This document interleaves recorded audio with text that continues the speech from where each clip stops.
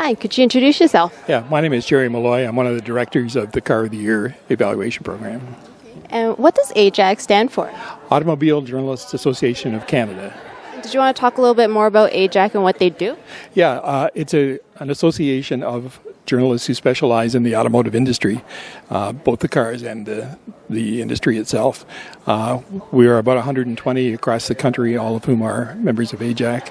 And one of the things that we do each year is conduct a Car of the Year evaluation program, which we call Test Fest, to generate data about all the new cars on the market. And that information is then put up on our website for consumers to use in trying to choose a new car. How do you become a member?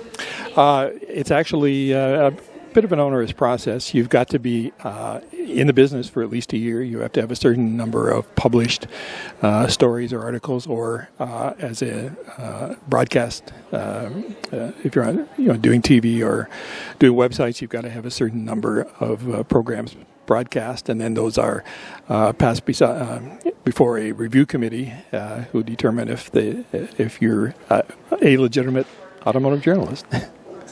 Who is your website geared towards?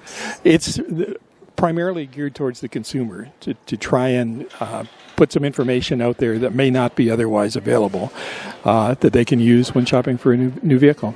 Is there a cost to use this website? No, not at all.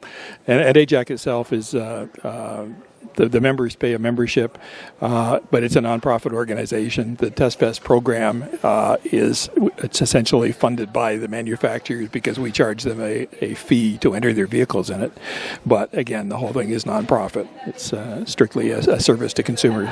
Is there any more details about the Test Fest that's coming up? Oh yeah, we can give you lots of information about that. But there'll be something in the order of 50 new models that we'll be testing, and we'll have three cars or three vehicles of each model. There'll be about 75 journalists, and over the course of 3 days, we'll evaluate all of the vehicles in a wide range of conditions, mostly on public roads, but we do have closed courses on the airport for doing things like acceleration, braking, handling tests, and so on. How many years has it been around? I believe this is the 23rd or 24th year of Car of the Year. It's been around a long time, and it's evolved a lot over that period of time from a fairly simple process to what's now a pretty complex process. And where do you see it going? What's the future for AJAC? Certainly, we're endeavoring to make more and more information available from our test program every year, and we just are in the process, in fact, of revamping the website to make it easier to do comparisons so people can pick and choose what cars they want to compare to each other and find the data for them. Any personal favorites for cars? Oh, it depends so much on what class you're talking about. One of my favorites, just in terms of driving, is an Audi R8, but that's not exactly an everyday car for people. Do you own one? I don't own one. I wish I did. Awesome. What's the website so viewers can find out more information? It's www.ajac.ca. Perfect. Thank you so much, and hopefully everything. Thank you.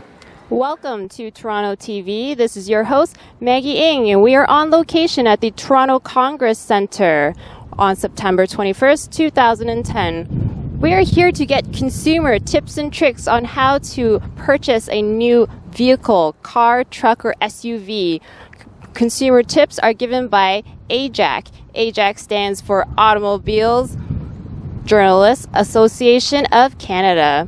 We'll be here to do a hands-on demonstration where we get to test drive as many vehicles as we can. So watch out, here I come. I'm testing out some new vehicles.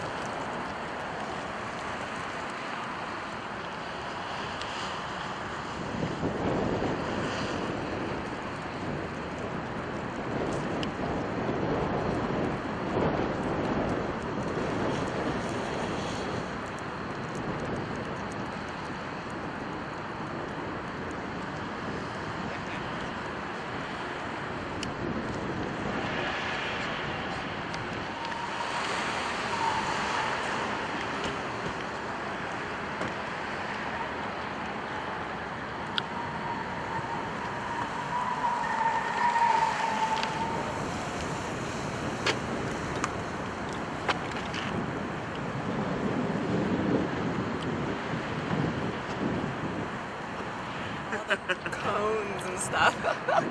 Do you want to try? Well, I just test drive the Mercedes-Benz e550, and I had to go through various amounts of turns and starts and stops, accelerations. It was actually quite exhilarating. I found that this car...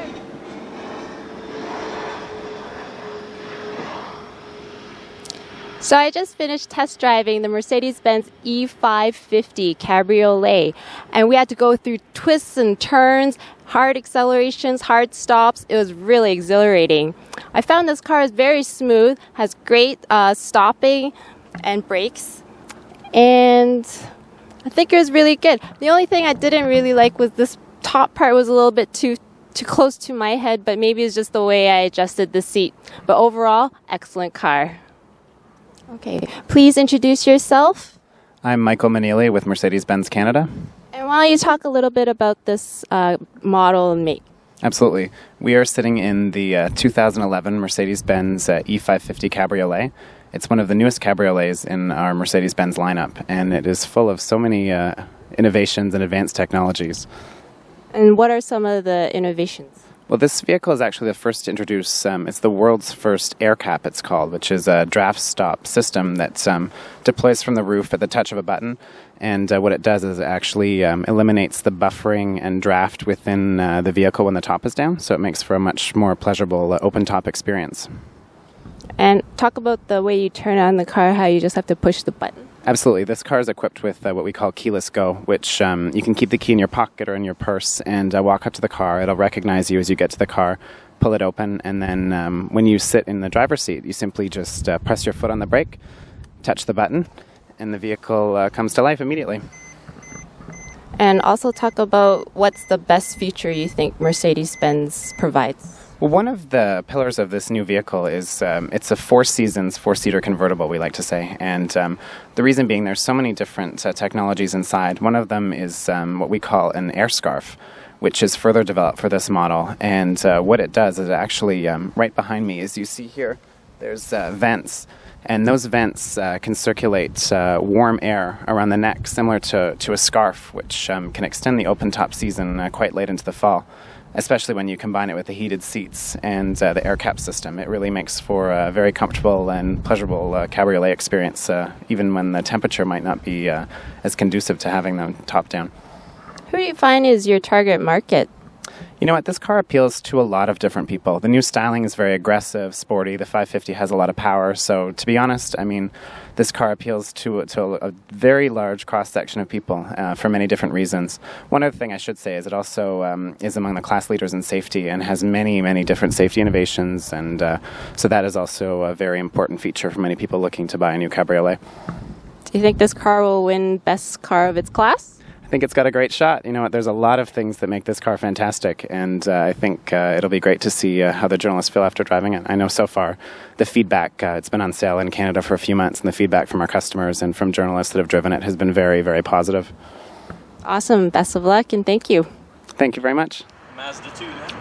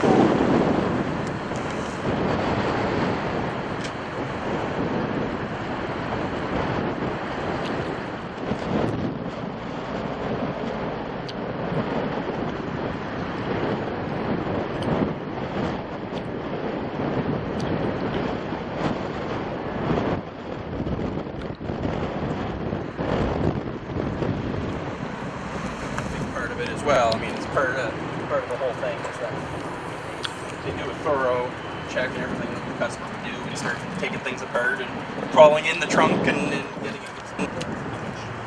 Liter capacity you're in, basically. And get a sense that of the whole car itself as well. So.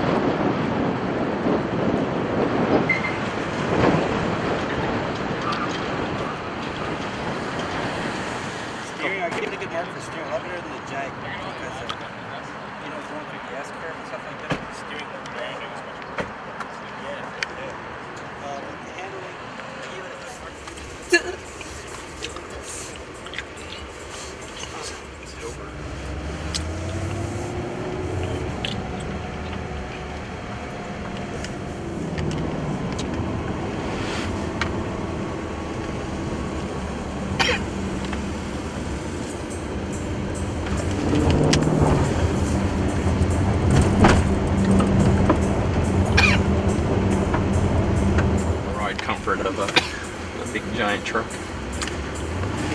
What's in a truck? This is kind of cool.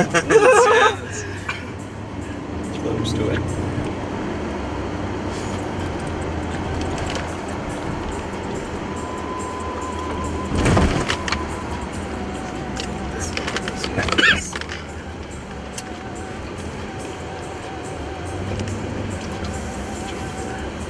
Skippy here.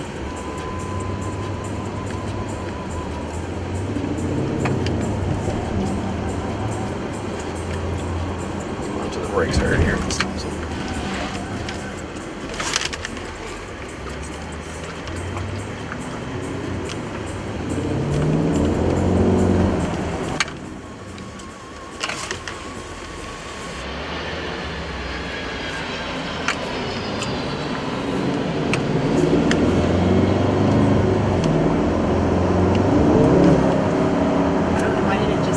It's we have it in sport mode here. Let me take it to sport mode. They're normal. So sport mode will want to get the revs up. So even though it's an automatic, when you're put into sport mode, it'll want to get the revs up before it changes gears.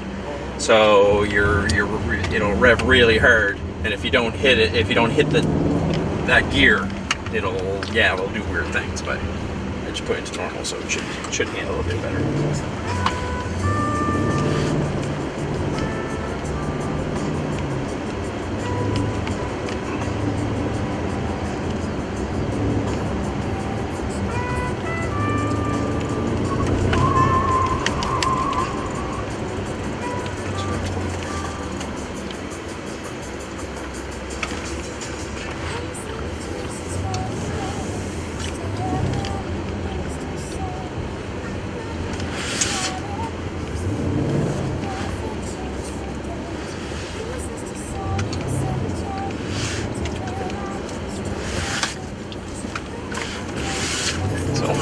Again, a lot more steering involved than even with the Mercedes to get through there.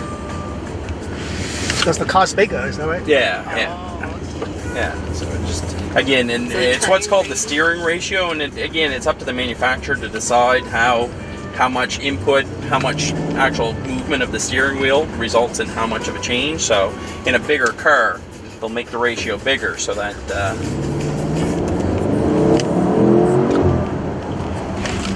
So that it's more maneuverable as opposed to something nice and tight like the Mercedes. A slight change, it's just much stiffer. So a little change in the steering will result in a bigger change in terms of direction. So the Mercedes is more like a sport. Yeah, much more sports performance. I mean, this is a compromise. I mean, it's still a Porsche. You get the Porsche engine and that kind of thing, but they still want to maintain.